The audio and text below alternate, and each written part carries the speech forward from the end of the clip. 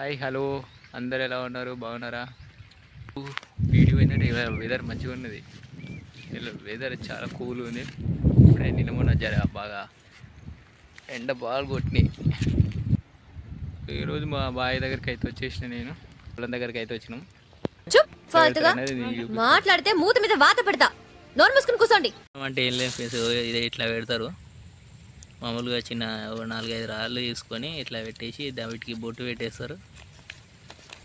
వీటికి బొట్టు పెట్టేసి మనం ఇంత ఒక అన్నం వండుకొస్తారు. అన్నం వండుకొచ్చి దీనికి ఇక్కడ పెడతారు.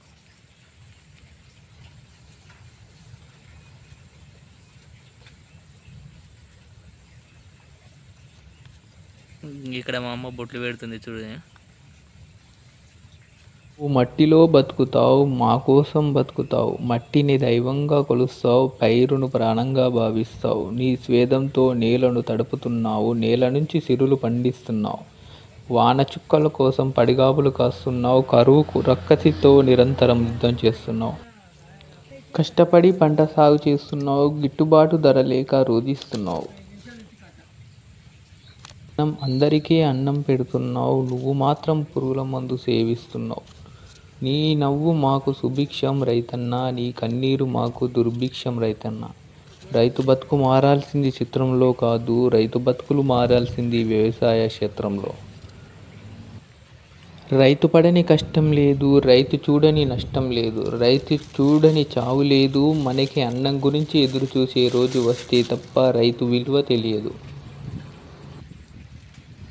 ఉద్యోగికి సెలవచ్చినా, కంపెనీలకు తాళం పడినా, ప్రభుత్వాలే స్తంభించినా, ఆగిన ప్రపంచాన్ని నడిపించేందుకు పరిగెత్తేవాడే రైతన్న.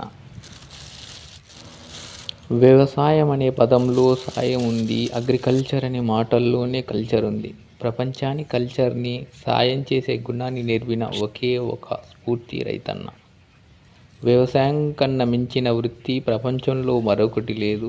నిజమైన సంపద, నైతిక విలువలు, ఆనందాలు సాగుతూనే సిద్ధిస్తాయి. రైతు మట్టిలో బ్రతుకుతాడు, ప్రజల ఆకలిని తీర్చడానికి బ్రతుకుతాడు. ఈ ప్రపంచంలో అందరూ మట్టిని మట్టిలా చూస్తే, కేవలం రైతు మాత్రమే మట్టిని బంగారంలా చూస్తాడు, బంగారం పండిస్తాడు. రాజెప్పుడు రైతు అవ్వలేడు, కానీ రైతెప్పుడు రాజే. ప్రపంచంలో మోసపోవడం తప్ప మోసం చేయడం చేతగాని ఒకే ఒక్క వ్యక్తి రైతు. రక్తంతో నేలను దున్ని, స్వేదంతో సేద్యం చేసి, తన బతుకును అన్నం మెతుకుగా మార్చే రైతన్నకు వందనాలు. వ్యవసాయం ప్రతి క్షణం ఎగిసిపడే కెరటం. ప్రపంచానికి సాయం చేయడానికి ప్రతిసారి పడిలేస్తుంది. అందుకే అది అమృతం. అందరికీ రైతన్న ఆదర్శం. రైతు గాని లాక్డౌన్ చేశాడంటే కరోనా కంటే ప్రమాదకరం. ఇకనైనా రైతును గౌరవిద్దాం, నేర్చుకుందాం. ఆకలి తీర్చేవాడు దేవుడైతే, ధాన్యాన్ని పండించేవాడు దేవుళ్ళకే దేవుడు. మీ దగ్గర కూడా ఇలా కలుపు బొనం పెట్టేవాళ్ళు ఉంటే కామెంట్ చేయండి. మీ సైడ్ కూడా ఇలానే చేస్తారా? ఒకసారి కామెంట్ చేస్తే. చాలా రోజుల తర్వాత వెదర్ కూల్గా ఉంది. ఇవాళ జర చినుకులు పడ్డాయి. ఇలా వర్షం, నైట్ వరకు వర్షం పడే అవకాశం ఉంటుంది. వెదర్ మొత్తం చేంజ్ అయింది, క్లైమేట్. గురూజీ ఇంకేమైనా చెప్తారా గురూజీ?